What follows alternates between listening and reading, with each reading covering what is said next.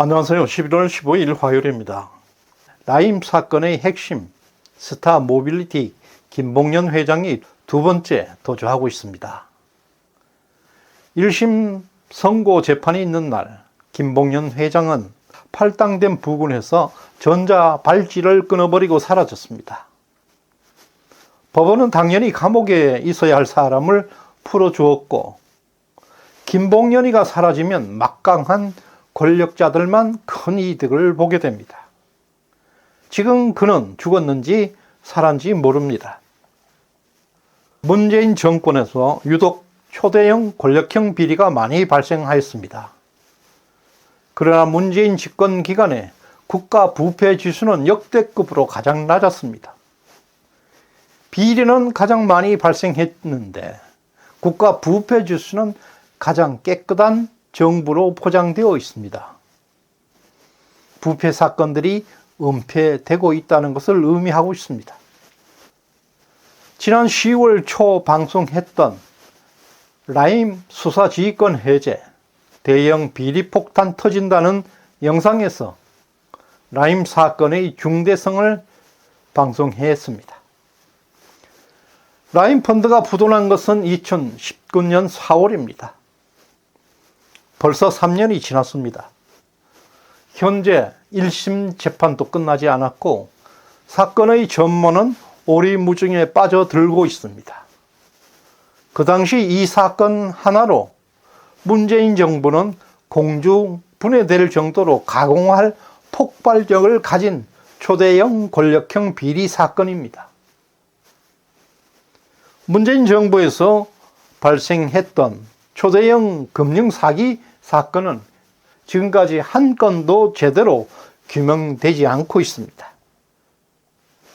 신라된 주가 조작 사건, 라임 펀드 사기 사건 1조 6천억, 옵티머스 5천억, 디스커버리 3천억, 헤리티지 펀드 사기 5천억 등 초대형 권력 사건들만 해도 총 4조 4천억이 넘습니다.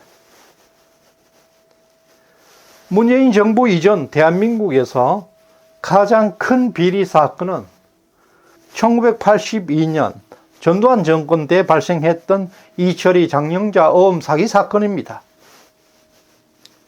어음 부도액이 1,400억, 이철희 장영자 부부는 15년 징역형을 살았고 은행장 2명을 비롯해서 관련자 32명이 구속되었습니다.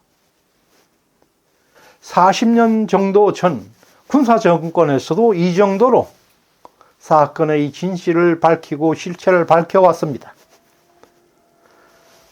그런데 하물며 40년이 지난 문재인 집권 기간 내 금융증권 비리액이 4조 4천억이란 천문학 숫자가 터졌습니다. 4조 4천억. 장영자 사기 사건의 31배가 넘습니다. 대장동 게이트, 그리고 불법 해외 송금 등 권력형 비리 사건들을 포함하게 되면 17조 4천억입니다. 17조 4천억. 장영자 사건의 124배에 해당하는 천문학적인 금액입니다. 이런 천문학적인 금액, 지난 5년 동안 문재인 정권에서 발생했습니다. 장영자 사건 이후 40년이 지났고 한국은 세계 8대 경제 강국이 되었습니다. 그러나 권력형 비리는 그야말로 상상을 초월할 만큼, 말로 표현할 수 없을 만큼 천문학적인 초대형 비리가 터졌습니다. 37년 전보다 124배나 큰 비리가 문재인 정권에서 터졌습니다. 문재인의 권력 실세들은 어쨌거나 17조 4천억이란 막대한 천문학적인 돈을 가져갔습니다. 검찰 수사권도 박탈해버렸습니다. 권력층의 누구도 구속된 사람이 없습니다. 40년 전 군사정권보다 수백 배 부패한 정권이라 하겠습니다. 이러한 천문학적인 부패를 숨김으로 해서 그 결과 국가 부패 지수는 가장 깨끗한 정부로 나오고 있습니다. 최근까지 일반 국민들은 이재명은 썩었지만 문재인 정부는 다소 깨끗하다고 생각하고 있습니다. 왜냐하면 지금까지 이러한 부패, 비리, 천문학적인 금액들이 숨겨져 왔기 때문입니다. 그나마 이재명 부패 사건들은 수사라도 진행되고 있지만 문재인 권력의 경제 부패 사건들은 아직도 검찰 수사조차 제대로 되지 않고 있습니다. 신라젠 안 되고 있습니다. 라임 안 되고 있습니다. 옵티머스 안 되고 있습니다. 헤리티지 처음으로 나타나고 있습니다. 이러한 사건들은 한 가지라도 집권 기간 내에 터졌더라면 문재인 정권은 통째로 공중 분해되고도 남을 어마어마한 사건들입니다. 건국 이래 검찰 수사권이 발동된 사례는 총 9번이 있습니다. 그 중에서 2번은 노무현 정부가 발동했고 나머지 7번은 문재인 정부에서 발동되었습니다. 좌파 정권이 들어서면 법치가 어떻게 무너지는지 잘 보여주는 자료입니다. 특히 라임 사건은 추미애 장관이 2번이나 수사지휘권을 라임 사건에 발동시켰습니다. 검찰 수사를 원천 차단시킨 것입니다. 그 당시 라임이 터지면 정권이 붕괴한다는 절박함으로 윤석열 검찰총장에게까지 사상 초유의 수사 지휘권을 박탈시킨 것입니다. 따라서 현재까지 추미애 수사 지휘권이 발동되고 있기 때문에 라임 사건에서 기소된 김봉연 회장과 2~3명을 제외하고 추가로 수사를 진행할 수 없는 상태입니다. 지난달 국회 대정물 질문에서 전주의 조수진 국민의힘 의원들이 라임 사건의 수사를 촉구한 바 있고 한동훈 장관은 그에 대해서 곧 조치를 취할 방법을 찾겠다고 답변하였습니다. 수사지휘권 행사는 윤석열 대통령의 선거 공약 사항인 만큼 한동훈 법무장관도 수사지휘권 해제에 신중을 기할 수밖에 없습니다. 라임 사건은 은퇴한 서민들의 돈 6조 원을 끌어모아서 그 중에서 1조 6천억을 사기쳐간 사건입니다. 금융증권 범죄 중에서 단군 이래 최대 사기 사건이고 장영자 어음 사기 사건의 11.4배나 되는 규모입니다. 민주주의에서는 정치 권력이 나오고 자본주의에서는 경제 권력이 탄생합니다. 이 2가지 제도는 현존하는 통치 기술 중에서 인간이 개발한 가장 훌륭한 제도입니다. 대체로 좌파들은 불평등을 만드는 경제 권력의 타락으로 인해서 자본주의가 멸망할 것이라고 주장하고 있고, 우파들은 정치 권력의 부패로 인해서 민주주의가 타락한다고 주장하고 있습니다.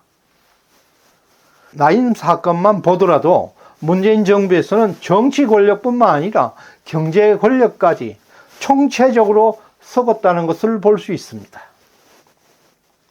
라임 사건은 입법, 행정, 사법 권력이 개입된 총체적 권력형 부패 비리 사건인데요. 1. 라임 사건은 또 호남 세력이 주도하고 있습니다. 김봉영과 청와대 행정관은 광주 출신으로 고교 동창입니다. 강기정 청와대 정무수석, 기동민 의원을 비롯해서 호남 출신 국회의원들이 대거 개입된 의혹을 받고 있습니다. 2. 문재인 권력이 개입하였습니다. 청와대 강기정 정무수석은 금감원에 개입한 의혹을 받고 있고, 추미애 장관은 금융증권범죄 합수단을 해체하고 수사지휘권을 행사하고 윤석열 검찰총장에게 수사지휘권을 박탈하는 등, 그리고 반문 검사들을 대대적으로 좌천해 버렸습니다. 3. 펀드 모집을 금융기관에서 대행해 주었습니다. 이러한 막강한 권력층이 뒷배가 데모를 해서 국민은행, 신한은행, 대신증권 등 신뢰를 먹고 사는 금융권에서 사기 펀드를 모집한 것입니다. 4. 법원이 개입한 것은 국가의 종말입니다. 문재인 정권은 대법원장까지 구속한 정권입니다. 법원은 오직 법과 양심에 따라서 판단하는 곳인데 법원에 정치 바람이 불고 있습니다. 서울 남부지방법원 홍진표 재판장은 김봉연에게 3번이나 구속영장을 기각하고 결국 도주를 방조하였고 3년이 넘는 라임 사건이 아직도 1심 판결을 하지 못하고 있습니다. 5. 국회의원 다수가 개입되어 있습니다. 윤석열 검찰총장 당시 민주당 국회의원 8명에 대해서 소환장을 발송하였지만 추미애 장관이 즉각 윤 총장에게 수사 지휘권을 박탈함으로 해서 지금 국회에서 2판 4판 검수완박을 주도했던 민주당 의원들 대부분 라임 사건에 개입된 의혹을 받고 있습니다. 이와 같이 라임은 터지기 직전 거대한 용광로입니다. 조선의 제1검, 한동훈, 이원석, 송광호 등 천재들이 즐비하고 있습니다. 그럼에도 6개월 남짓 윤석열 정부는 고전하고 있습니다. 그것은 문재인, 이재명 세력이 아직 180석의 정치 권력을 가지고 있고 18조 원이라는 어마어마한 금권을 거머쥐고 있기 때문인데요. 17조라는 돈의 힘은 어마어마합니다. 그야말로 말 그대로 대한민국을 파괴하고도 남을 재력입니다. 라임은 3년이 지났습니다. 증거도 많이 훼손되었고 김봉연만 없어지면 어쩌면 미제 사건으로 빠질 수도 있습니다. 현재 도피 중이라고 하지만 모릅니다. 라임 부사장 꼴랑 48억을 해먹고 20년 징역을 선고받았습니다.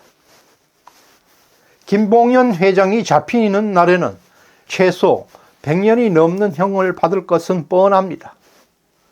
그렇게 되면 김봉연은 반드시 부를 것입니다.